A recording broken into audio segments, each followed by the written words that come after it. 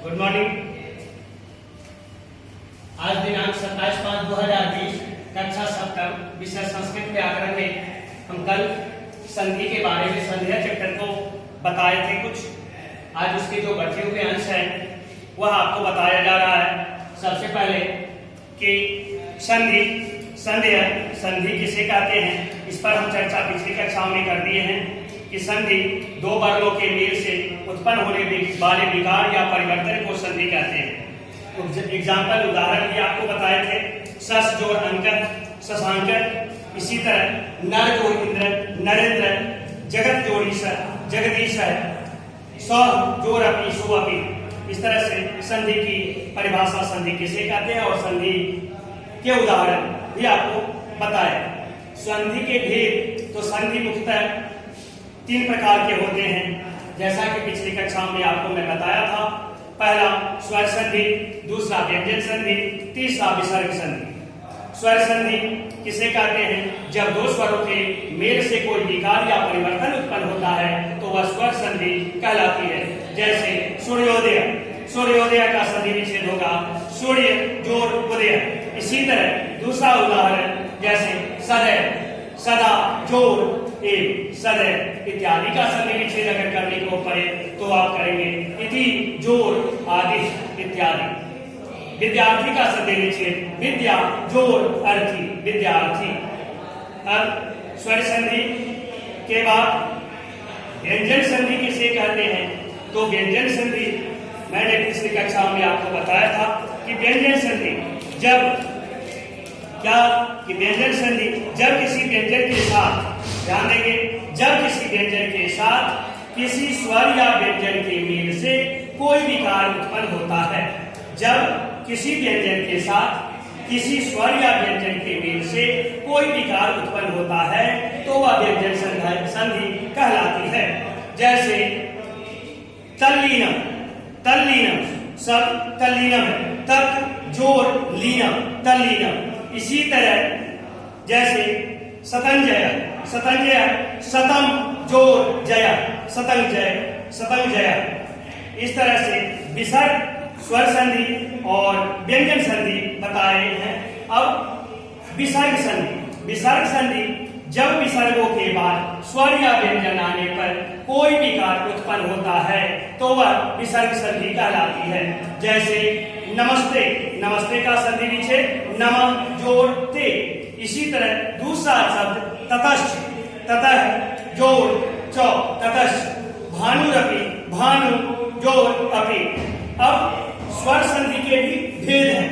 जिस तरह संधि 3 प्रकार के होते हैं, स्वर संधि व्यंजन संधि विसर्ग संधि, उसी तरह स्वर संधि के भी भेद हैं। स्वर संधि के 5 प्रमुख भेद हैं। स्वर संधि के 5 प्रमुख भेद हैं। पहला है दीर्घ संधि, गुण संधि, तीसरा वृद्धि संधि, यन संधि और अयादि संधि। फिर से रिवीजन कर रहा हूं, फिर से पुनरावृत्ति कर रहा हूं, ध्यान देंगे। स्वर संधि के 5 प्रमुख भेद हैं। पहला दीर्घ संधि, दूसरा गुण संधि, तीसरा वृद्धि संधि, चौथा यन संधि, पांचवा अयादि संधि। अब दीर्घ संधि किसे कहते हैं, यदि औ आ हर्षी दीर्घी हर्षु दीर्घु तथा री लरी के बाद समान स्वर आए तो उनके स्थान पर दीर्घ आ दीर्घी और दीर्घु री शेष यानी बच शेष रह जाता है, यानी बच जाता है, यह दीर्घ संधि कहलाती है। इस तरह से दीर्घ संधि का उदाहरण के बाद जैसे आपको दीर्घ संधि के उदाहरण कुछ, जैसे दीन जोड़ अंक दिनांक, नौ जोड़ अयम नायम, मम जोड़ अयम क्या बना ममायम। इसी तरह तवायम का संधि विच्छेद होगा तब जोड़ अयम। और दूसरे उदाहरण दूसरे, जैसे अ जोड़ आ, अ जोड़ आ बनता क्या है, आ बनता है। प्रोनाउंसिएशन उच्चारण में आता है आ। तो यहाँ पर पुस्तकालय, तो पुस्तक जोड़ आलय पुस्तकालय। इसी तरह ममादेश, मम जोड़ आदेश, देख रहे हैं, मम जोड़ आदेश ममादेश। हिमालय का संधि विच्छेद होगा हिम जोर आलय, हिमालय।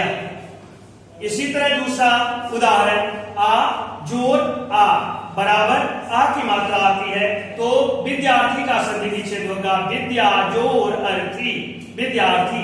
सेवार्थी का संधि विच्छेद होगा सेवा जोर अर्थी। अब दूसरा गुण संधि किसे कहते हैं?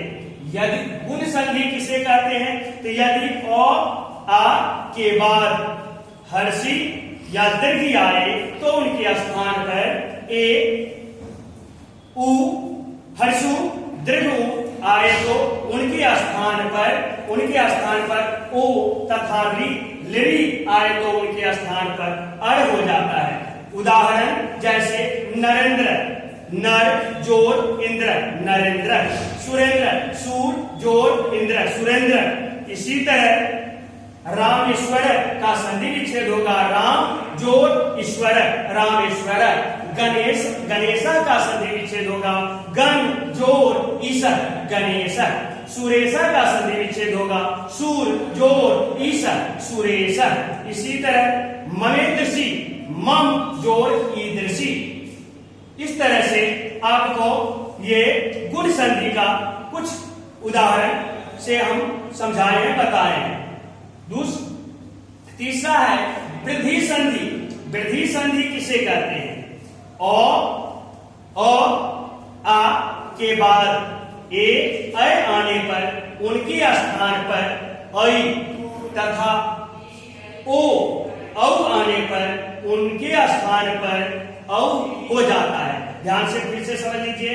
आ के बाद ए ऐ आने पर उनके स्थान पर ऐ तथा ओ औ आने पर उनके स्थान पर औ हो जाता है। इसे वृद्धि संधि कहा जाता है। जैसे कुछ उदाहरण, जैसे एक एका का संधि विच्छेद होगा एक जोर एक, एक एका। इसी तरह दूसरा उदाहरण जैसे ममेश, मम जोर एस, ममेश। मतक्यम, मत जोर एक्यम, मतक्यम, मत जोर एक्यम, मतक्यम। इसी तरह जलोधर, जलोधर का संधि विच्छेद होगा जल जोर ओधर, जलोधर। फिर से ध्यान से इसके बाद विसर्ग संधि जो बताए हैं फिर से इसको पुनरावृत्ति कर लेता हूं। विसर्ग संधि किसे कहते हैं? जब विसर्ग के बाद स्वर या व्यंजन आने पर कोई विकार उत्पन्न होता है तो वह विसर्ग संधि कहलाती है। जैसे नमः जोड़ते नमस्ते, ततः जोड़ चौर ततश्च। वृद्धि संधि किसे कहते हैं? अ आ के बाद ए ऐ आने पर उनके स्थान पर ऐ तथा ओ औ आने पर उनके स्थान पर औ हो जाता है। इसे वृद्धि संधि कहा जाता है। उदाहरण बताए हैं अ आ जोड़ ए ऐ बराबर क्या बनेगा?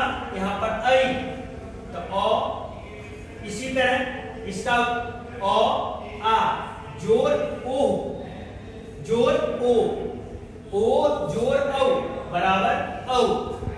उदाहरण ऐसे समझिए अ जोड़ ए, अ जोड़ ए ऐ हो गया। एक का संधि विच्छेद करने के लिए एक जोड़ एक, एक जोड़ एक, एक।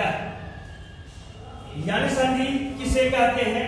यन संधि यदि हर्षी दीर्घ हर्षु दीर्घ री तथा लिरी के बाद कोई असमान अर्थात भिन्न स्वर, असमान अलग अर्थात भिन्न स्वर आए तो इनके स्थान पर क्रमशः य व र ल हो जाता है। जैसे हर्षी जोड़ भिन्न स्वर अगर आ रहा है य तो जैसे इत्यादि। हर्षी, हर्षी यहाँ है और यहाँ पर देखेंगे कि यहाँ पर भी इत्यादि में हर्षी आया है। तो यहाँ पर नियम कह रहा है कि हर्षी जोड़ भिन्न स्वर, तो भिन्न स्वर क्या है? तो भिन्न स्वर आने पर क्या हो जाता है कि य इति जोड़ आदि, इसका इत्यादि का संधि विच्छेद बनेगा। इसी तरह प्रत्येकम, प्रत्येकम का संधि विच्छेद होगा प्रति जोड़ एकम बराबर प्रत्येकम। अयादी संधि। अयादी संधि किसे कहते हैं? तो अयादी संधि यदि ए ऐ ओ औ के बाद कोई भी स्वर आए तो उनके स्थान पर क्रमशः अ या आय औ आव हो जाता है, इसे अयादी संधि कहते हैं। जैसे नयति, ने जोड़ अति बराबर नयति, नयति शब्द बनेगा। इस तरह से आपको संधि चैप्टर का हम दूसरा क्लास आज करवाया हूं, इसको ध्यान से लिख लेंगे और अपनी पाठ्य पुस्तक से संबंधित जो अभ्यास प्रश्न उत्तर है उसको अभ्यास भी करेंगे, इसको याद भी कर लेंगे और सभी सब्जेक्ट की तरह, अन्य विषयों की तरह इस सब्जेक्ट को भी, संस्कृत को भी समय निकाल करके इस विषम परिस्थिति में, विकट समय में थोड़ा थोड़ा करके ही लेकिन पढ़ते रहेंगे, जिससे कि आपका सतत लगातार अभ्यास चालू रहे और अभ्यास होता रहे, तो जिसकी वजह से आपको जो आप पिछली कक्षाओं में 6th क्लास में जो पढ़े हैं वह चीज का पुनरावृत्ति होने के साथ साथ आगे भी आपको समझ में आती है।